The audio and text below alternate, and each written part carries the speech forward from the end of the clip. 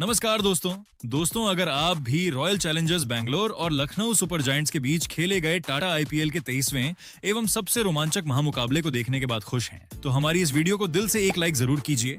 आज हमारी इस वीडियो का लाइक टारगेट सिर्फ 400 लाइक है, तो दिल से लाइक करना नहीं भूलिए दोस्तों। आईपीएल के 23वें एवं सबसे रोमांचक सांसों को रोक देने वाला महामुकाबला आज टाटा आईपीएल के इतिहास की दो सबसे खतरनाक टीमों के बीच खेला गया, जहां पर आज रजत पाटीदार की कप्तानी वाली रॉयल चैलेंजर्स बैंगलोर के सामने ऋषभ पंत की कप्तानी वाली लखनऊ सुपर जायंट्स की team M Chinnaswamy stadium Bengaluru के होम ग्राउंड पर मौजूद थी। जैसे ही रॉयल चैलेंजर्स बैंगलोर के कप्तान रजत पाटीदार ने टॉस जीता और बड़े ही कूल अंदाज में पहले गेंदबाजी चुन ली, वैसे ही स्टेडियम में बैठी रेड एंड गोल्ड आर्मी ऐसे चिल्लाई जैसे फ्री में वाईफाई मिल गया हो। पाटीदार भाई को पूरा पता था कि ये चिन्नास्वामी की पिच है, यहाँ ओस भी आती है और बाउंड्री भी इतनी छोटी है कि बल्लेबाजों को लगता है गली क्रिकेट खेल रहे हैं। लखनऊ की तरफ से मैदान में उतरे मिचेल मार्श और एडन मार्कराम दोनों ऐसे आ रहे थे जैसे आज आरसीबी के गेंदबाजों की छुट्टी करने का प्लान बनाकर आए हों, लेकिन सामने थे स्विंग के जादूगर भुवनेश्वर कुमार, जो नई गेंद लेकर ऐसे खड़े थे जैसे कह रहे हों, आज मजा आएगा बेटा। दूसरी ही गेंद पर भुवी ने ऐसी आउटस्विंगर डाली कि मार्श भाई का बल्ला बोला, भाई मैं तो गया, किनारा लगा। स्लिप में खड़े देवदत्त पडिक्कल ने डाइव लगाई, लेकिन गेंद ने कहा ना भाई, मैं तो बाउंड्री ही जाऊंगी, और 4 रन ले आई। मार्श ने सोचा चलो किस्मत भी आज साथ है। फिर तीसरे ओवर में भुवी ने अपनी फेमस नकल बॉल निकाल ली, लेकिन इस बार लंबाई थोड़ी गड़बड़ा गई। अब सामने अगर मिचेल मार्श हो तो छोटी गेंद देना मतलब खुद की बैंड बजवाना। मार्श ने ऐसा जोरदार छक्का ठोका कि गेंद सीधे छत पर जा गिरी। अंपायर बोले भाई नई गेंद मंगाओ, ये तो घूमने निकल गई। अब मैच थोड़ा आरसीबी के हाथ से फिसलता दिख रहा था। तभी एंट्री हुई युवा रसिक सलामदार की। भाई ने आते ही गेम का सीन पलट दिया। एक लो फुल टॉस डाली। एडन मार्कराम ने सोचा ये तो गिफ्ट है, लेकिन गिफ्ट खोलते ही अंदर से विकेट निकल आया। गेंद हवा में गई और इस बार देवदत्त पडिक्कल ने कैच पकड़कर कहा पहले वाला मिस था, ये वाला पक्का है। Markram out. और अब मैदान में आए निकोलस पूरन, जिनसे आरसीबी के फैंस को डर लगना शुरू हो गया था, लेकिन कप्तान पाटीदार ने तुरंत जोश हेजलवुड को बुलाया जैसे बॉस ने अपने सबसे खतरनाक बॉडीगार्ड को बुला लिया हो। हेजलवुड ने आते ही ऐसी टाइट गेंदबाजी शुरू की कि बल्लेबाजों को समझ ही नहीं आया क्या करें। फिर एक गेंद आई, पूरन ने पुल मारने की कोशिश की, लेकिन गेंद बोली मैं तो स्टंप ही ले जाऊंगी और मिडिल स्टंप उखाड़ दिया। पूरन भाई 1 रन बनाकर ऐसे लौटे जैसे एग्जाम में बिना पढ़े गए हों, और बस 6.1 ओवर में लखनऊ का स्कोर 45/2। और हालत ऐसी कि टीम सोच रही थी ये मैच है या सर्वाइवल टेस्ट। पूरे स्टेडियम में सन्नाटा था, जिसे तोड़ने की जिम्मेदारी अब युवा आयुष बदोनी के कंधों पर थी। बदोनी ने मैदान पर आते ही हेजलवुड की अगली गेंद पर एक नजाकत भरा और कड़क चौका झड़कर यह संदेश दे दिया कि लखनऊ अब भी हार मानने वाली नहीं है। यहाँ से बदौनी और मार्श के बीच एक महत्वपूर्ण साझेदारी की नींव पड़नी शुरू हुई, जिसने लखनऊ की लड़खड़ाती पारी को थोड़ा सहारा दिया। चिन्नास्वामी स्टेडियम की वह दोपहर अब उस मोड़ पर पहुंच चुकी थी जहां मैच की किस्मत का फैसला अक्सर स्पिनरों की उंगलियों से तय होता है। जैसे ही पावर प्ले समाप्त हुआ, आरसीबी के कप्तान ने गेंद अपने अनुभवी फिरकी जादूगरों कृणाल पांड्या और सूर्य शर्मा के हाथों में सौंप दी। इन दोनों ने मिलकर लखनऊ की पारी के चारों ओर अपनी फिरकी का ऐसा अभेद्य और जटिल जाल बुना कि बल्लेबाजों के लिए एक एक रन बनाना दुभ हो गया। मैदान का शोर अब आरसीबी के गेंदबाजों के पक्ष में गर्जना कर रहा था। एम चिन्नास्वामी स्टेडियम की वह शाम अपनी पूरी रंगत में थी और बेंगलुरु का शोर जैसे बादलों को चीर रहा था। पारी का 8वां ओवर जब शुरू हुआ तो मैदान पर मौजूद हर शख्स को महसूस हो गया कि यह ओवर किसी सस्पेंस और एक्शन से भरी ब्लॉकबस्टर फिल्म के उतार चढ़ाव जैसा होने वाला है। एक तरफ थे अपनी फिरकी से दिग्गजों को नचाने वाले अनुभवी कृणाल पांड्या, तो दूसरी तरफ थे प्रचंड फॉर्म में चल रहे और गेंद को खिलौना समझने वाले अबाइससन मिचेल मार्श।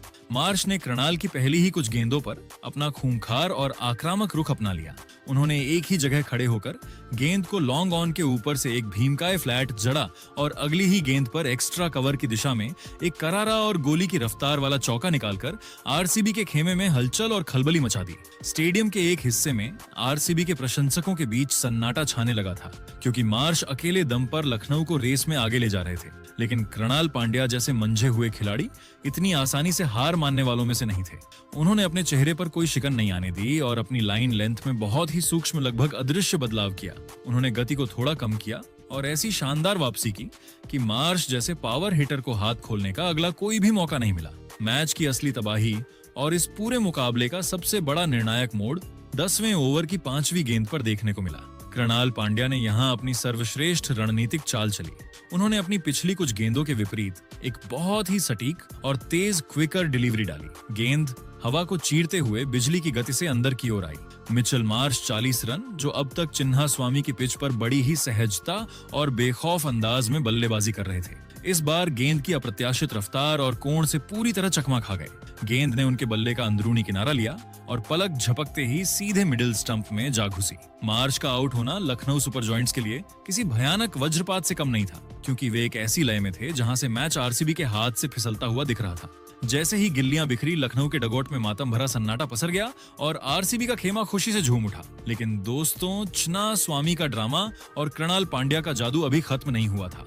12वें ओवर की दूसरी गेंद पर कृणाल ने एक बार फिर साबित कर दिया कि क्यों उन्हें आईपीएल का एक चतुर खिलाड़ी माना जाता है। उन्होंने अब्दुल समद शून्य को अपनी जाल में फंसाने के लिए एक धीमी और ऊंची फ्लाइटेड गेंद डाली। समद इस गेंद के टर्न और गति के परिवर्तन को बिल्कुल भी समझ नहीं पाए। वे एक बड़ा शॉट खेलने की फिराक में थे, लेकिन गेंद ने उनके बल्ले का ऊपरी हिस्सा लिया और कवर की दिशा में एक कमजोर हवा में तैरता हुआ शॉट खेल बैठे। वहां आरसीबी के कप्तान रजत पाटीदार मुस्तैद खड़े थे, जिन्होंने बिना किसी गलती के एक आसान सा कैच लपक लिया। इसी के साथ कृणाल पांड्या ने आईपीएल इतिहास में अपने एक 100 विकेट पूरे करने का गौरव हासिल किया। ये उनके व्यक्तिगत करियर का एक ऐतिहासिक और भावुक पल था। पूरी आरएससीबी की टीम ने मैदान के बीचों बीच उन्हें घेर लिया और इस महान उपलब्धि का जमकर जश्न मनाया।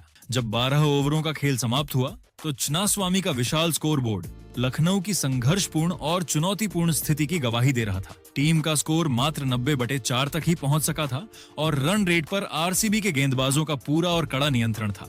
अब क्रीज पर युवा सनसनी आयुष बधोनी 29 और नए बल्लेबाज मुकुल चौधरी 5 की जोड़ी मौजूद थी।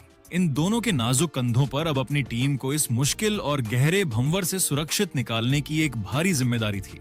मुकुल चौधरी ने अपनी पारी की शुरुआत जिस अंदाज में की, उसने सबको प्रभावित किया। उन्होंने कृणाल पांड्या की एक गेंद पर बहुत ही दिलेरी दिखाते हुए एक छी और कलात्मक लैप शॉट खेला, जिससे गेंद लेग साइड की बाउंड्री को चूमती हुई 4 रनों के लिए चली गई।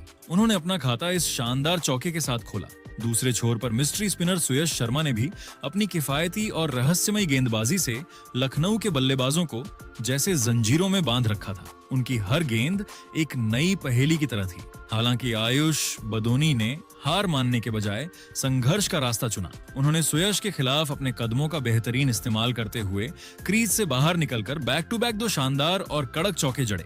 इन प्रहारों की बदौलत बधोनी ने लखनऊ की रन रेट को 7.50 के एक सम्मानजनक स्तर पर बनाए रखा। आरसीबी के गेंदबाजों ने पहले 12 ओवरों में पूरी तरह से अपना शिकंजा कस दिया था, लेकिन बदौनी की यह निडरता और मुकुल की तकनीक यह संकेत दे रही थी कि लखनऊ अभी भी खेल में बनी हुई है और अंतिम ओवरों में एक बड़ा पलटवार करने का माद्दा रखती है। चिन्नास्वामी का यह मैदान अब एक और रोमांचक सांसें रोक देने वाले और अनिश्चितता से भरे अंतिम चरण की ओर तेजी से बढ़ रहा था, जहां हर आने वाली गेंद एक नई कहानी।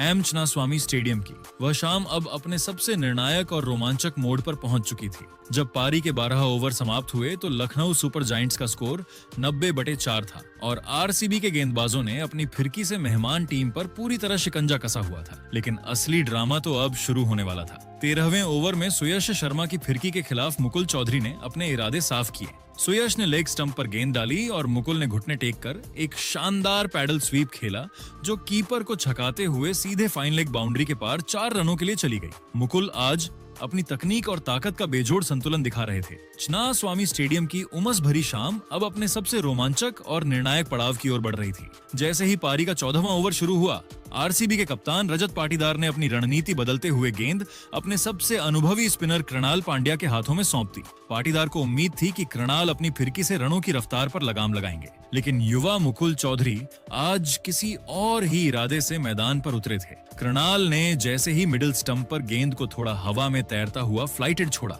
मुकुल ने पलक झपकते ही क्रीज से बाहर निकलकर अपनी कलाइयों के जबरदस्त जादू का इस्तेमाल किया और गेंद को मिड विकेट बाउंड्री के ऊपर से एक भीमकाय और गगनचुंबी के लिए विदा कर दिया। इस प्रहार की गूंज इतनी तेज थी कि कुछ पलों के लिए आरसीबी के हजारों प्रशंसकों के बीच गहरा सन्नाटा पसर गया। मुकुल का आत्मविश्वास अब 7वें आसमान पर था। 15वें ओवर में जब रहस्यमय लेग स्पिनर सुयश शर्मा आक्रमण पर आए तो मुकुल ने एक बार फिर अपना जलवा दिखाया।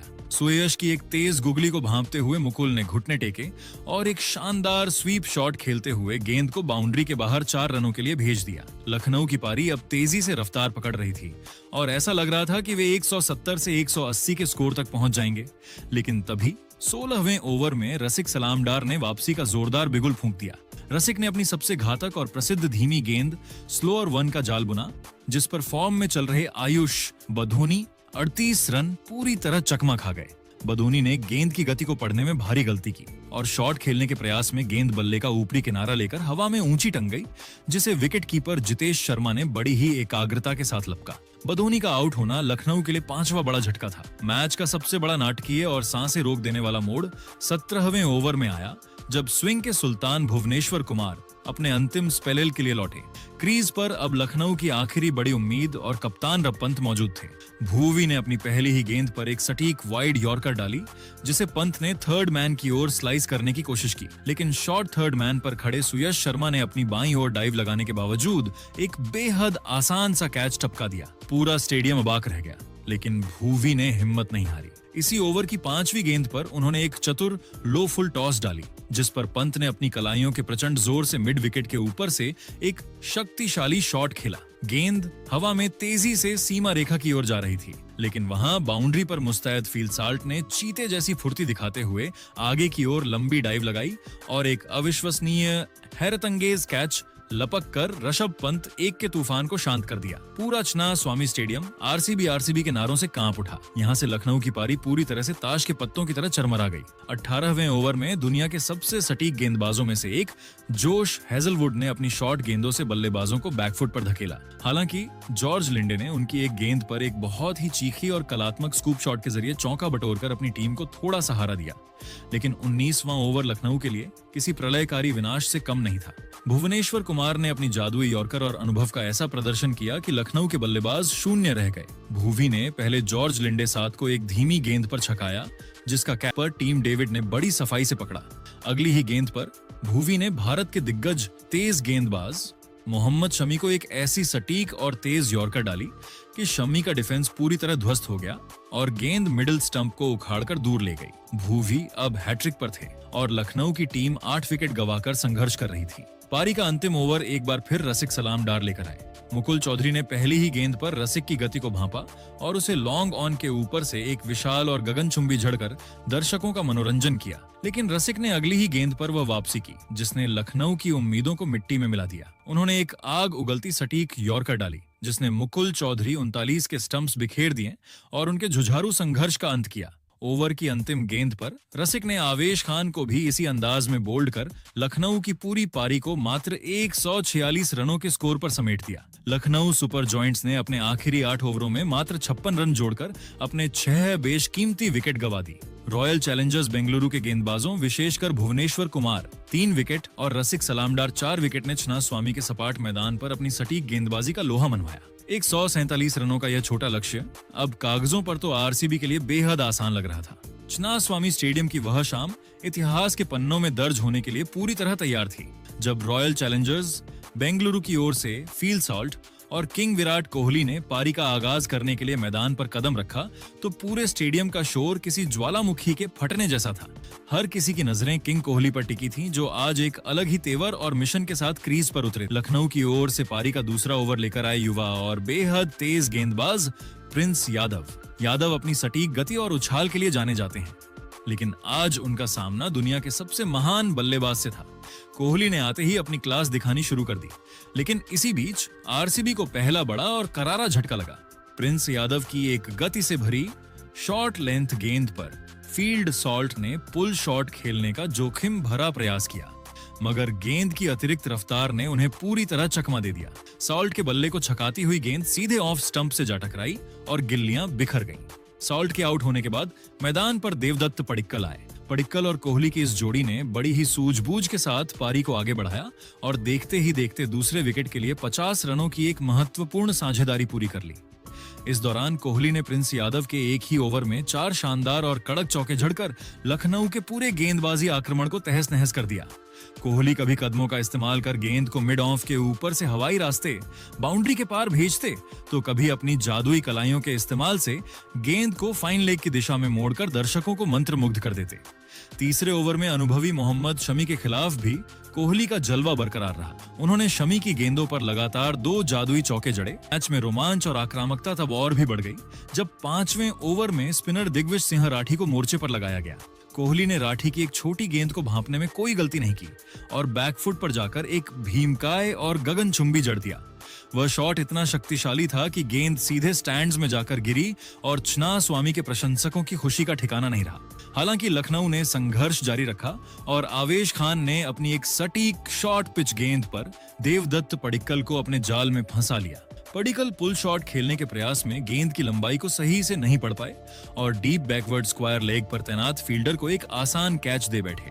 देवदत्त पडिक्कल के पवेलियन लौटने के बाद एम चिन्नास्वामी स्टेडियम का शोर थोड़ा थमा ही था कि मैदान पर रॉयल चैलेंजर्स बेंगलुरु के कप्तान रजत पाटीदार का आगमन हुआ। पाटीदार जब क्रीज की ओर बढ़ रहे थे तो उनके चेहरे पर एक अजीब सा आत्मविश्वास और निडरता साफ झलक रही थी। कप्तान आज किसी भी तरह के मनोवैज्ञानिक दबाव में नहीं थे और उन्होंने पहली ही गेंद से अपनी आक्रामक शैली का परिचय देना शुरू कर दिया। उन्होंने विश्व स्तरीय तेज गेंदबाज मोहम्मद शमी की गति और अनुभव का बखूबी सामना किया। जब शमी ने उन्हें अपनी रफ्तार से डराने की कोशिश की तो पाटीदार ने करारा जवाब देते हुए उन्हें लगातार 2 गगनचुंबी झड़कर अपने इरादे पूरी तरह साफ कर दिए। पाटीदार का दूसरा तो इतना विशाल और दर्शनीय था कि गेंद लॉन्ग ऑन बाउंड्री के ऊपर से 95 मीटर दूर जाकर सीधे स्टैंड्स की छत से टकराई। इस प्रहार को देख खुद मोहम्मद शमी भी कुछ पलों के लिए हैरान रह गए और अपनी लाइन लेंथ के बारे में सोचने पर मजबूर हो गए। लेकिन दोस्तों, इस मुकाबले की सबसे बड़ी कहानी और प्रशंसकों का दिल तोड़ने वाला महाड्रामा अभी बाकी था, जो 11वें ओवर में देखने को मिला। गेंद लखनऊ के तेज गेंदबाजी आवेश खान के हाथों में थी और स्ट्राइक पर थे दुनिया के सबसे महान बल्लेबाज किंग विराट कोहली। कोहली उस समय 49 रनों के व्यक्तिगत स्कोर पर खेल रहे थे और अपना एक और शानदार अर्धशतक पूरा करने से महज 1 रन की दूरी पर खड़े थे। चिन्नास्वामी का हर एक दर्शक अपनी सीट से खड़ा होकर कोहली के 50 रन पूरे होने का जश्न मनाने के लिए तैयार था। आवेश खान ने एक फुल लेंथ गेंद डाली और कोहली ने इसे अपने खास अंदाज में हवाई रास्ता दिखाते हुए स्टाइल में अपना पसा पूरा करने की कोशिश की। लेकिन किस्मत को शायद आज कुछ और ही मंजूर था। बदकिस्मती से गेंद बल्ले के ऊपरी हिस्से या स्वीट स्पॉट पर लगने के बजाय निचले हिस्से पर लगी। इस कारण गेंद को वह ऊंचाई और दूरी नहीं मिल पाई जिसकी कोहली ने उम्मीद की थी। गेंद बाउंड्री लाइन को पार करने के बजाय सीधे लॉन्ग ऑन पर तैनात निकोलस पूरन के सुरक्षित हाथों में चली गई। विराट कोहली मात्र 49 रनों के स्कोर पर आउट होकर पवेलियन लौटे। उनके चेहरे पर छाई गहरी निराशा और हताशा साफ देखी जा सकती थी, क्योंकि वह न केवल अपने अर्धशतक से चूके थे बल्कि एक ऐसी स्थिति में आउट हुए थे जहां से वह मैच को खत्म कर सकते थे। जैसे ही कोहली बाउंड्री लाइन के बाहर गए, पूरे चिन्नास्वामी स्टेडियम में ऐसा गहरा सन्नाटा पसर गया मानो किसी ने शोर का गला घोंट दिया हो। मगर यह खामोशी और मायूसी ज्यादा देर तक नहीं टिक सकी, क्योंकि इस सन्नाटे को चीरने और स्टेडियम में फिर से ऊर्जा भरने के लिए मैदान पर फिनिशर जितेश शर्मा का आगमन हुआ। जितेश ने क्रीज पर कदम रखते ही वह तांडव मचाया जिसे लखनऊ के गेंदबाज और प्रशंसक शायद अपनी पूरी जिंदगी नहीं भूल पाएंगे। पारी का 12वां ओवर लेकर आए स्पिनर दिग्विजय सिंह राठी, लेकिन जितेश ने उन्हें सेट होने का एक भी मौका नहीं दिया। उन्होंने राठी की दूसरी ही गेंद को भांपा और उसे मिड विकेट के ऊपर से एक कड़क और भीमकाय झड़कर अपने अभियान की शुरुआत की। अगली ही गेंद पर जितेश ने अपनी चपलता दिखाई और एक शानदार स्वीप शॉट मारकर बाउंड्री बटोरी। जितेश का कहर यही नहीं थमा। उन्होंने अगली गेंद पर एक और अविश्वसनीय इनसाइड आउट जड़ा, जिसने लॉन्ग ऑफ की दिशा में खड़े फील्डर को महज एक मूक दर्शक बना दिया। जितेश शर्मा ने अपनी पावर हिटिंग और टाइमिंग से राठी की गेंदों के परखच्चे उड़ा दिए थे। ओवर की अंतिम गेंद पर उन्होंने एक और करारा चौका झड़कर इस एक ओवर से कुल 20 रन बटोर ली। जितेश के इस जवाबी हमले ने न केवल कोहली के आउट होने के गम को कम किया, बल्कि आरसीबी को जीत की दहलीज के और भी करीब पहुंचा दिया। 12 ओवरों की समाप्ति पर रॉयल चैलेंजर्स बेंगलुरु का स्कोर 115/3 के एक अत्यंत मजबूत स्तर पर पहुंच चुका था। कप्तान रजत पाटीदार और जितेश शर्मा की इस आतिशी जोड़ी ने मैच को पूरी तरह से आरसीबी की मुट्ठी में कर दिया था। अब बेंगलुरु को जीत की मंजिल तक पहुंचने के लिए केवल 36 रनों की मामूली दरकार थी। चिन्नास्वामी में जश्न का लखनऊ के कप्तान ऋषभ पंत की हर रणनीति और हर चाल को पूरी तरह से विफल साबित कर दिया था। एम चिन्नास्वामी स्टेडियम का शोर अब एक ऐसे उन्माद में बदल चुका था जहां हर गेंद पर इतिहास लिखा जा रहा था। जब पारी के 12 ओवर समाप्त हुए तो रॉयल चैलेंजर्स बेंगलुरु का स्कोर 115/3 था और जीत की मंजिल महज 32 रन दूर खड़ी थी। क्रीज पर मौजूद कप्तान रजत पाटीदार और विस्फोटक जितेश शर्मा ने ठान लिया था कि वे इस मुकाबले को और अधिक लंबा नहीं खींचेंगे। 13वें ओवर की पहली ही गेंद पर प्रिंस यादव जब गेंदबाजी के लिए आए तो पाटीदार ने अपनी ताकत का ऐसा जबरदस्त प्रदर्शन किया कि पूरी दुनिया देखती रह गई। पाटीदार ने 134.6 किलोमीटर प्रति घंटा की रफ्तार वाली फुल लेंथ गेंद पर एक ठोस बेस बनाया और बल्ले के पूरे स्विंग के साथ उसे सीधा लॉन्ग ऑफ के ऊपर से एक भीमकाय के लिए भेज दिया। आरसीबी अब जीत की ओर बुलेट ट्रेन की रफ्तार से बरस रही थी। हालांकि अगले ही पल इस रोमांचक मुकाबले में एक छोटा सा ड्रामा और ट्विस्ट देखने को मिला। प्रिंस यादव ने अपनी लाइन और लेंथ में बहुत ही सूक्ष्म बदलाव किया। पाटीदार इस मैच को एक ही ओवर में खत्म करने की कोशिश में अपनी शेप खो बैठे और गेंद को हवा में बहुत ऊंचा टांग दिया। मिड ऑफ से अपनी दाईं ओर दौड़ते हुए दिग्गज सिंह राठी ने एक सुरक्षित कैच लपका और रजत पाटीदार 27 रन की तूफानी पारी का अंत किया। पाटीदार के आउट होने के ठीक बाद अगली ही गेंद पर प्रिंस यादव ने एक और बड़ा झटका दिया। उन्होंने एक सीम अप डिलीवरी डाली जिस पर जितेश शर्मा 23 रन ने शफल करके लेग साइड पर बड़ा शॉट खेलने की कोशिश की, लेकिन गेंद ने बल्ले का बाहरी किनारा लिया और विकेट कीपर मुकुल चौधरी के हाथों में समा गई। 2 गेंदों में 2 विकेट गिरते ही लखनऊ के प्रशंसकों के चेहरे पर हल्की सी चमक लौटी, लेकिन जीत अभी भी आरसीबी की मुट्ठी में थी। मैदान पर अब 2 ऐसे पावर हाउस बल्लेबाज मौजूद थे जिनसे पूरी दुनिया का गेंदबाजी आक्रमण खौफ खाता है। टीम डेविड और रोमारियो शेफर्ड। 14वें ओवर में दिग्विजय सिंह राठी के खिलाफ टीम डेविड ने अपना हाथ खोलना शुरू किया। उन्होंने राठी की एक ओवर पिच गेंद को भांपा और उसे स्लाइस करते हुए वाइड लॉन्ग ऑफ के ऊपर से एक दर्शनीय जड़ दिया। इसी ओवर की 5वीं गेंद पर मैच का सबसे अजीबोगरीब वाकया हुआ। डेविड ने एक शॉट हवा में खेला। अब्दुल समद ने दौड़कर एक शानदार कैच लपका, लेकिन गेंद को साथी फील्डर एडन मार्करम की ओर फेंकने के प्रयास में उन्होंने गेंद को मार्करम के सिर के ऊपर से बाउंड्री की ओर उछाल दिया। लखनऊ की खराब फील्डिंग ने आरसीबी को 2 जीवनदान रूपी रन दे दिए। अगली ही गेंद पर डेविड ने पॉइंट के बीच से एक करारा चौका जड़कर लखनऊ के घावों पर नमक छिड़क दिया। अब मुकाबला अपने अंतिम औपचारिक क्षणों की ओर। रोमारियो शेफर्ड ने आवेश की पेस ऑफ यानी धीमी गेंद को बहुत ही चतुराई से पढ़ा और अपनी पूरी शारीरिक शक्ति का इस्तेमाल करते हुए गेंद को लॉन्ग ऑन बाउंड्री के मीलों पार एक राक्षसी के लिए विदा कर दिया। इस प्रहार ने जीत की दूरी को महज 4 रनों तक समेट दिया था। पूरा स्टेडियम अब अपनी सांसें थामकर जीत के उस आखिरी शॉट का इंतजार कर रहा था जो बेंगलुरु की रात को रोशन करने वाला था। पारी का 16वां ओवर लेकर आए जॉर्ज लिंडे। आरसीबी को जीत के लिए केवल एक बाउंड्री की जरूरत थी। रोमारियो शेफर्ड ने लिंडे की पहली ही गेंद पर अपनी क्लास दिखाई और गेंद को स्क्वायर ऑफ द विकेट की दिशा में बड़ी ही खूबसूरती से चौके के लिए भेज दिया। जैसे ही गेंद सीमा रेखा के पार गई, पूरा चिन्नास्वामी स्टेडियम एक नीले और लाल समंदर की तरह झूम उठा। रॉयल चैलेंजर्स बेंगलुरु ने यह मुकाबला 5 विकेट से अपने नाम कर लिया। रोमारियो शेफर्ड 14 नाबाद और टीम डेविड 14 नाबाद लौटे, जिन्होंने सुनिश्चित किया कि आरसीबी के प्रशंसकों को आज की रात जश्न मनाने का पूरा मौका मिले। इस महामुकाबले की सबसे बड़ी विशेषता आरसीबी का सामूहिक प्रदर्शन रहा, जहां गेंदबाजी में रसिक सलामडार 4 विकेट और भुवनेश्वर कुमार ने लखनऊ को 146 रनों पर रोका। वहीं बल्लेबाजी में विराट कोहली की 49 रनों की क्लासिक पारी और अंत में जितेश शर्मा और पाटीदार के आक्रामक तेवरों ने जीत को आसान बना दिया। लखनऊ के लिए आवेश खान 2 विकेट और प्रिंस यादव ने कुछ संघर्ष जरूर किया, लेकिन आरसीबी के पावर हिटर्स के सामने उनकी हर रणनीति विफल साबित हुई। चिन्नास्वामी की यह रात बेंगलुरु के प्रशंसकों के लिए हमेशा यादगार रहेगी, क्योंकि उनकी टीम ने न केवल मुकाबला जीता बल्कि आईपीएल 2026 के पॉइंट्स टेबल में अपनी धाक भी जमा दी है। लेकिन दोस्तों, आपको क्या लगता है, आईपीएल 2026 की ट्रॉफी कौन सी टीम अपने नाम करेगी? अपनी राय नीचे कमेंट बॉक्स में जरूर दीजिएगा और ऐसी ही नई वीडियो के लिए हमारे चैनल को सब्सक्राइब जरूर कीजिएगा। धन्यवाद।